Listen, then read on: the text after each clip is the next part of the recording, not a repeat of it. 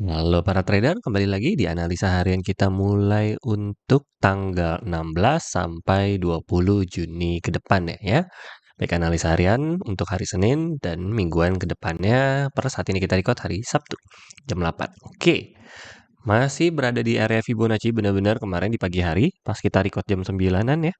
Benar-benar nggak ada yang berubah garisnya, dia mantul langsung ke bawah dan akhirnya membentuk support baru yaitu di 3413. Apakah sebelumnya ada support? Sepertinya ini akan menjadi area baru ya, belum ya. Ini sebelumnya juga cuma mantul-mantul tipis yang ada di 3362, selanjutnya langsung turun ya. Berarti memang enggak ya, ini 3413 nih ya. Enggak ada tuh, enggak ada support baru. Makanya kita perlu menunggu area aman untuk support barunya. Ini salah kemarin tadi ya.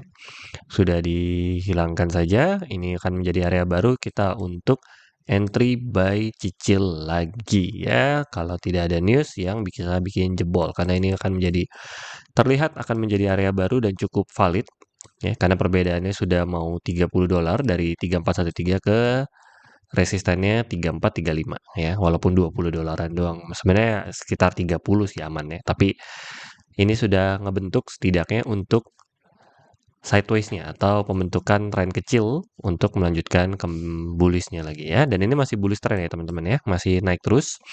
Seperti yang kemarin gue udah bilang, cari buy jangan cari sell ya. Lebih baik pada saat dia turun kita cicil buy lagi daripada di atas sekalian sell, karena kemarin trennya kuat banget, jadi besar kemungkinan ini masih bisa jebol di esok hari atau di hari Senin.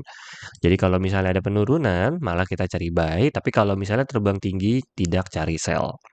Karena ini perlu pembentukan setidaknya untuk minggu depan, kita sudah berada di area kembali di daerah 34, dan area ini belum ada pembentukan resisten ataupun support terbaru. Bisa dilihat, bahkan penutupan terakhir ya, sedikit lagi menyentuh new ATH untuk penutupan daily-nya ya. Memang sebelum-sebelumnya menyentuh 3.500, tapi belum ada penutupan tambahan. Ini tambahan penutupan new ATH. Ini masih di bawahnya sedikit sepertinya, kalaupun ya tipis-tipis saja lah ya. Jadi ini besar kemungkinan akan membentuk area baru dan di atas tidak ada penahan sama sekali. Jadi jangan cari sell. Mendingan kalau dia turun atau dia ngebanting ke bawah lagi, mendingan kita cicil buy lagi ya, daripada kita cari sell di pucuk di atas ya. Walaupun kalau misalnya memang kalau teman-teman dapat dan kalau dia ngebanting ke bawah, profitnya besar gitu ya, tapi resikonya terlalu tinggi ya. Lalu untuk dari candle 4 jamnya, mari kita lihat. Dari candle 4 jamnya sendiri, ya masih trennya kuat, bahkan kuat banget. Di area 34 tuh emang kuat sih, karena nggak ada penahan di atas. Jadi siap-siap aja antara terbang tinggi atau lebih baik kita tunggu di area-area bawahnya. Untuk di 4 jam juga tidak ada penahan.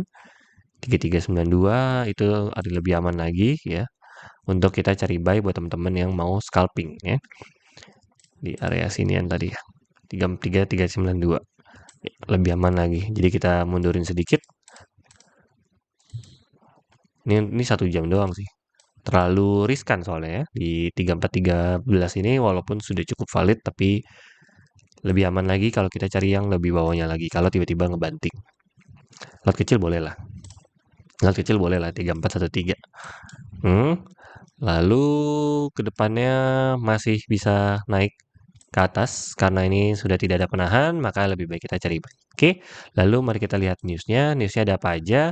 Newsnya kenapa bisa terbang setinggi itu? Seperti yang sudah kita bilang dari core PPI dan CPI, eh, agak sedikit salah setting ya.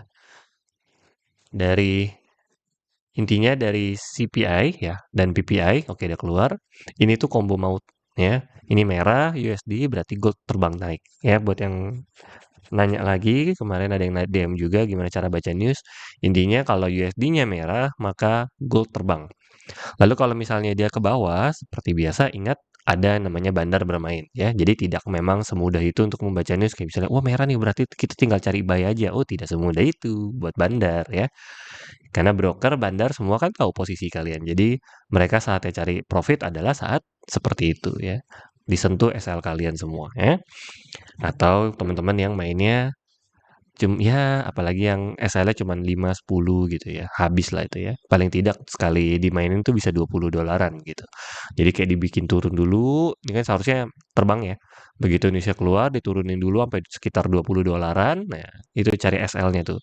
Sikat semua baru dibuat terbang tinggi. Dan ingat ini CPI selanjutnya kan biasanya per bulan depan gitu ya. Atau berapa lama lagi gitu. Jadi ini news bukan hanya untuk di hari ini aja. Jadi ini dampaknya sampai ke esok hari dan sampai minggu ke depan ya. Jadi minggu ke depan pun masih besar kemungkinan untuk naik atau terbang ke atas. Lalu di hari Jumat adalah kurang lebih netral ya, karena angkanya tidak terlalu jauh perbedaannya sekalipun ini adalah hijau untuk USD, tapi sayangnya angkanya ya beda-beda tipis, jadi tidak terlalu dampak gitu, lebih gede core PPI dan CPI ini. Lalu hari Senin, mari kita cek. Hari Senin tidak ada news, berarti ada kemungkinan sideways atau sideways bullish ya. Jadi ya, besar kemungkinan hari Senin sideways bullish. Jadi kita masih cari buy seperti biasa tadi 3413 adalah area target buy kita selanjutnya lagi jika ada penurunan, jika tidak jangan open sell ya teman-teman ya.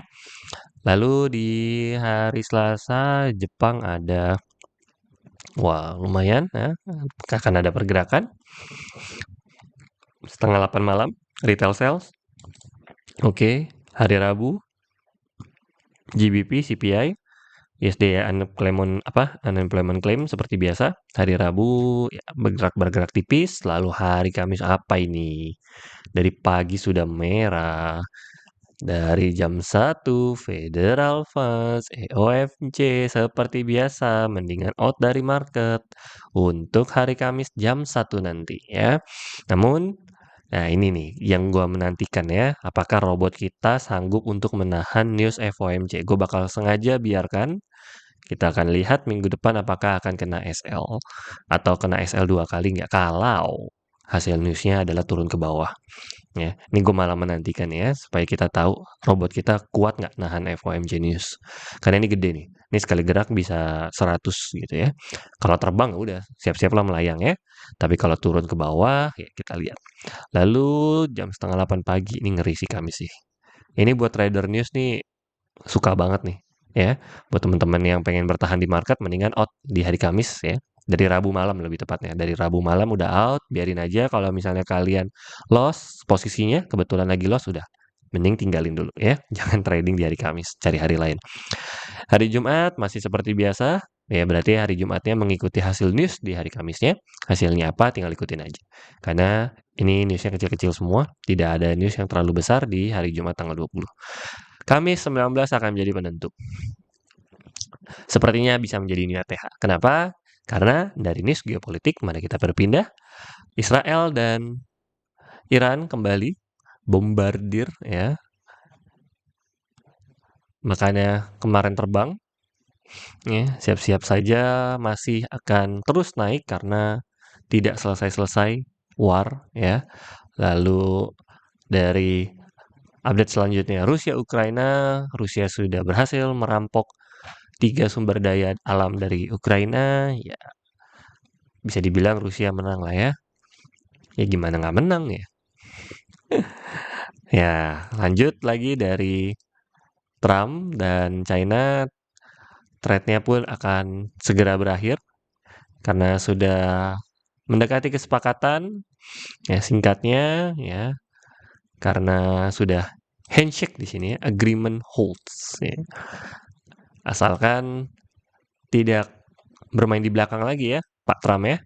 Seperti biasa lah ya, mereka semua mencari cuan ya. Kesepakatannya ini ya akhirnya menjadi titik awal ya. Dengan jabatan tangan berarti ada kesepakatan di antara kedua negara untuk deal dari trade war kali ini ya. Mau nggak mau ya. Kalau nggak ya masa jayanya Trump bisa dalam bahaya ya. Dari dia menjadi presiden, USD belum turun, yang ada belum pernah naik, yang ada turun terus, dan itu akan membahayakan reputasi dia sebagai presiden ya. Harapannya dia pasti emas turun, ya, emas turun, dolar naik, dan itu semua akan menjadi penentu di hari Kamis. Kemungkinan yang akan menjebol nih ATH ini adalah di hari Kamis. Tapi setidaknya dari hari Senin sampai Rabu seharusnya akan membentuk resisten baru dan support baru di area sini. Mungkin kalau udah nyentuh nih ATH atau bahkan tembus-tembus dikit ya, bisa sampai tembus mungkin 3510 misalnya sebelum hari Kamis ya. Kalau tembus bisa cari sell, karena itu belum waktunya untuk tembus ya. Tapi kalau enggak, ya udah, berarti di area-area sini aja kita cari ya.